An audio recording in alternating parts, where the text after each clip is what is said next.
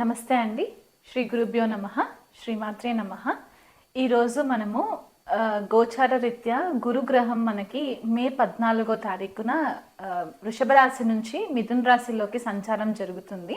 So ఆ సంచారంలో మనకి ఏ రాశుల వాళ్ళకి ఎలాంటి ఫలితాలు ఉంటాయనే విశ్లేషణ చేద్దాము. సో ద్వాదశ రాశుల వాళ్ళకి గురు గోచార ఫలితాలని ఈ వీడియోలో తెలుసుకునే ప్రయత్నం చేద్దాము.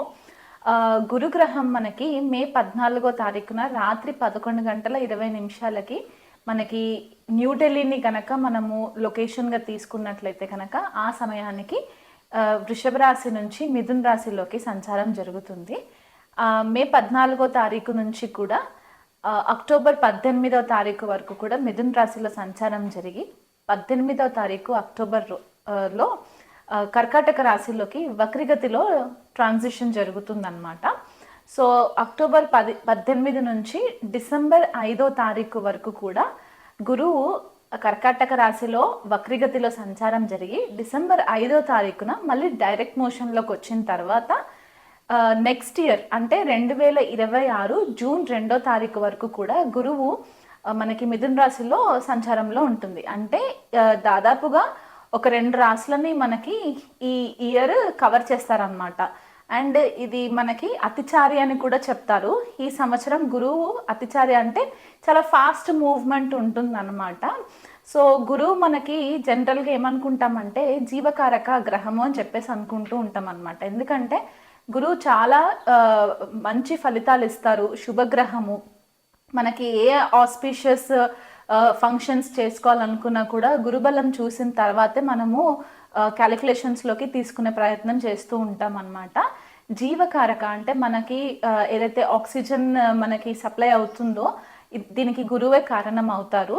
మనకి ప్రాపర్ ఎథిక్స్ నేర్పించడానికి మన మారల్స్, వాల్యూస్ ఇవన్నీ కూడా గురుగ్రహం నుంచే వస్తాయి. మనకి గురువుల యొక్క బ్లెస్సింగ్స్ ఉన్నాయా లేదా, లేకపోతే దైవబలం ఉన్నదా లేదా అనేది కూడా మనకి జన్మజాతకంలో గురుగ్రహాన్ని పొజిషన్ని బట్టి మనకి తెలుసుకుంటాం అన్నమాట. గురువు మనకి విద్యాకారకుడు కూడా అనమాట. అంటే మనకి విద్యకి సంబంధించిన మెయిన్ గ్రహం గురుగ్రహం అయిపోతారు. కాబట్టి ఒక జీవికి వీళ్ళు ఏ లెవెల్ వరకు ఎడ్యుకేషన్లో వీళ్ళు రాణించగలరు అనే ఒక విశ్లేషణ చేయడానికి కూడా మనకి గురుగ్రహం ఒక క్యాలిక్యులేషన్ తీసుకోవడం అనేది ఇంపార్టెంట్ అయిపోతుంది. అది కాకుండా పుత్రకారకుడు అంటే మనకి పిల్లల కోసం మనం ఏదైతే మెయిన్ గ్రహాన్ని చూస్తామో గురువుని మనము కన్సిడరేషన్లోకి తీసుకుంటాము. కొన్ని క్లాసిక్స్ మనకి ఏం చెప్తాయి అంటే ధనకారకుడు కూడా గురువు అని చెప్తూ ఉంటారు.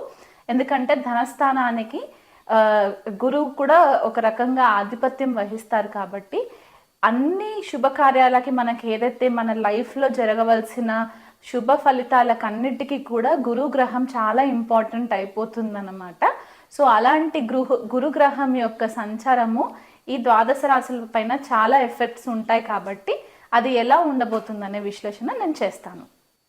కర్కాటక రాశి వాళ్ళకి గురు గోచారము ఎలా ఉండబోతుందో తెలుసుకుందామండి. కర్కాటక రాశి వాళ్ళకి నైసర్గిక కాలపురుష కుండలిలో గురుగ్రహము షష్ఠ స్థానాన్ని, భాగ్యస్థానాన్ని రూల్ చేస్తారు. అలాంటి గురువు ఈ మిథున రాశిలోకి సంచారం అంటే వాళ్ళకి వ్యయస్థానంలో సంచారం జరగడం అనమాట.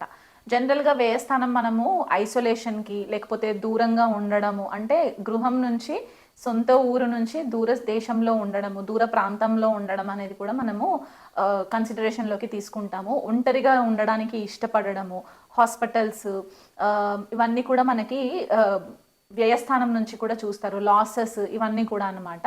సో కర్కాటక రాశి వాళ్ళకి ఇప్పుడు ఏమవుతుందంటే షష్టాధిపతి, భాగ్యాధిపతి వ్యయస్థానంలో ట్రాన్సిషన్ అంటే కర్కాటక రాశి వాళ్ళ తండ్రి యొక్క ఆరోగ్యం పట్ల కొద్దిగా శ్రద్ధ వహించండి.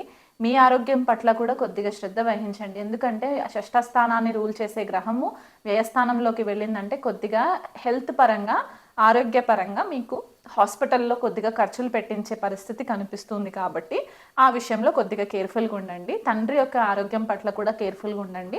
ఎందువల్ల అంటే ఏదైనా దీర్ఘకాలిక ఆరోగ్య సమస్యలు ఉంటే కనుక ఈ టైంలో మీకు కొద్దిపాటిగా అది హెడేక్ అయ్యే ఛాన్సెస్ కనిపిస్తూ ఉన్నాయి. కాబట్టి చిన్న చిన్న ప్రాబ్లమ్స్ వచ్చినా సరే రేపు చూద్దాంలే అన్నట్టు నెగ్లిజెన్సీ చేయకుండా వీళ్ళనంత మట్టుకు తొందరగా డాక్టర్స్ని సంప్రదించినట్లయితే కనుక ఇబ్బందులు లేకుండా ఉంటాయి.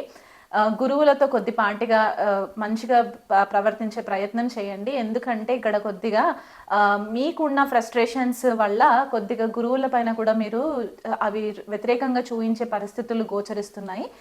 గురువులు లేని వాళ్ళు ఎవరైనా ఉంటే, మీకంటే వయసులో పెద్దవాళ్ళు ఉన్న, తండ్రి స్థాయిలో ఉన్న వాళ్ళు ఎవరైనా ఉన్నా వాళ్ళతో కూడా కొద్దిగా రిలేషన్షిప్స్లో కొంచెం కేర్ఫుల్గా ఉండే ప్రయత్నం చేయండి. అండ్ మీకు కొద్దిగా మెంటల్ డిస్టర్బెన్సెస్ ఎక్కువ కనిపిస్తూ ఉంటాయి. నిద్ర లేకుండా కొద్దిగా నిద్ర విషయంలో డిస్టర్బెన్సెస్ కనిపిస్తున్నాయి కాబట్టి ఆ కోణంలో కొద్దిగా కేర్ఫుల్గా ఉండే ప్రయత్నం చేసుకోండి. ఆర్థికంగా డబ్బులు వస్తున్నాయి కదా అని చెప్పేసేసి ప్రాపర్గా ప్లానింగ్ చేసుకోకుండా మితిమీరిన ఖర్చులు పెట్టుకుంటే కనుక ఈ సంవత్సరం కొద్దిగా మీకు కష్టపడాల్సిన పరిస్థితి కనిపిస్తుంది. ప్రొఫెషనల్గా అంటే మీకు ఉద్యోగపరంగా గురువు ఎక్కడ కూడా మనకి ఆస్పెక్ట్ కర్మక్షేత్రాన్ని చూడకపోయినా షష్టాధిపతి వ్యయస్థానంలో ఉండడం జనరల్గా మనకి డైలీ రొటీన్, మనకి వర్క్ కల్చర్ కూడా మనం 6th హౌస్ నుంచి చూస్తాం కాబట్టి కొద్దిపాటిగా మీకు ఉద్యోగంలో కొద్దిగా డిస్టర్బెన్సెస్ అనేవి కనిపిస్తూ ఉన్నాయి. ఏదన్నా వర్క్ మీకు ఇచ్చినా సరే దాన్ని టైంకి మీరు రెక్టిఫై చేసుకోకపోవడం, లేకపోతే టైంకి మీరు దాన్ని సబ్మిషన్స్ చేసుకోకపోవడము, మీ యొక్క మేనేజర్స్ నుంచి కొద్దిగా ఒత్తిడి అనేది ఎక్కువ పెరిగే ఛాన్సెస్ కనిపిస్తుంటాయి. దానివల్ల మీరు కొద్దిగా మెంటలీ డిస్టర్బ్ అయ్యే ఛాన్సెస్ కనిపిస్తున్నాయి.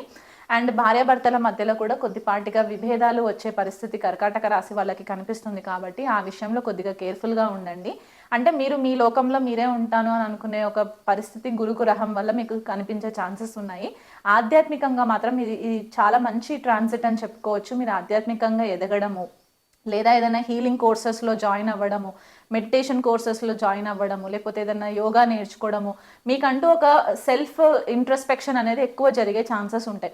అంటే సెల్ఫ్ ఇంట్రోస్పెక్షన్ అంటే మీరంటే ఏంటి, మీరేం కావాలనుకుంటున్నారు, మీకు ఏది దొరకట్లేదు, లేకపోతే మీరు ఏదైనా నష్టాలలో ఉంటే దాన్ని ఎలా మీరు అధిగమించాలి అంటే మీ పైన మీకు ఒక సెల్ఫ్ ఫోకస్ అనేది పెరిగే ఛాన్సెస్ కనిపిస్తూ ఉంటాయి. కాబట్టి మీలో మార్చుకోవాల్సిన గుణాలు ఏంటి, కరెక్ట్గా ఫాలో అవుతున్నానా లేదా, ఇవన్నీ కూడా కొన్ని డౌట్స్ మీకు రేస్ అయ్యే ఛాన్సెస్ ఉంటాయి. కాబట్టి ఎక్కువ ట్రావెలింగ్ కూడా చేస్తూ ఉంటారు. అంటే ఏదైనా ధార్మికమైన పనుల కోసము కొద్దిపాటిగా ట్రావెలింగ్ జరిగే ఛాన్సెస్ కూడా ఉన్నాయన్నమాట. ఎందుకంటే భాగ్యాధిపతి వ్యయస్థానంలో అంటే 2 హౌసెస్ కూడా యాక్టివేషన్లోకి వస్తాయి కాబట్టి ఇవి 2 కూడా మనకి ట్రావెలింగ్కి సంబంధించిన హౌసెస్ కిందకి కన్సిడరేషన్ చేసుకుంటాం. కాబట్టి ఏదన్నా ధార్మికమైన స్థలాలు, టెంపుల్స్ ఇట్లాంటివి విజిట్ చేసే పరిస్థితి కనిపిస్తుంది. కాబట్టి ఆ విషయంలో కూడా కొద్దిగా డబ్బు ఖర్చు అయ్యే ఛాన్సెస్ కనిపిస్తుంది.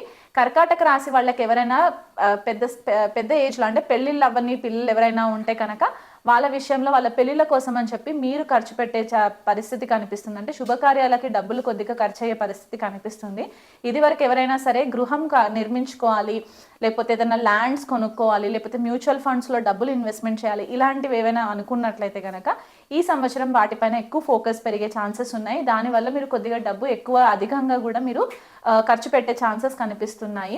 ఇంట్లో శుభకార్యాలకు ఎక్కువ డబ్బులు ఖర్చు అవుతాయి. ఆరోగ్యం పట్ల కర్కాటక రాశి వాళ్ళకి నేను మళ్ళీ ఒకసారి స్ట్రెస్ చేసి చెప్తున్నాను.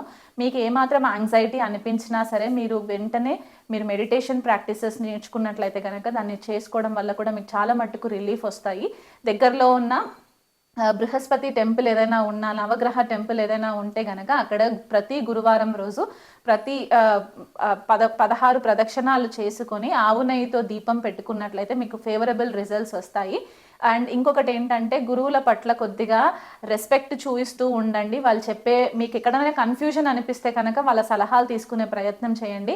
గోవుకు గ్రాసం తినిపించండి. నవధాన్యాలు నానబెట్టి అవి చాలా మెత్తగా అయిన తర్వాత ఒక పొడిలాగా చేసేసి గోవుకి తినిపించే ప్రయత్నం చేయండి. అవి చేయలేని వాళ్ళు ఉంటే కనుక క్యారెట్, కీరా ఇట్లాంటి ఆకుకూరలు ఇలాంటివి ఏమైనా ఉన్నా కూడా తినిపించవచ్చు. అండ్ వీలైతే మీరు ఇంట్లో ఒకసారి దత్తపారాయణ పూజ చేయించుకుని మీ ఆర్థిక స్తోమత కనుక మీకు సపోర్ట్ చేస్తే దత్తపారాయణం పూజ ఇంట్లో మీరు ఒకసారి చేయించుకున్నట్లయితే కనుక ఈ విషయంలో కర్కాటక రాశి వాళ్ళకి మంచి ఫేవరబుల్ రిజల్ట్స్ వస్తాయి.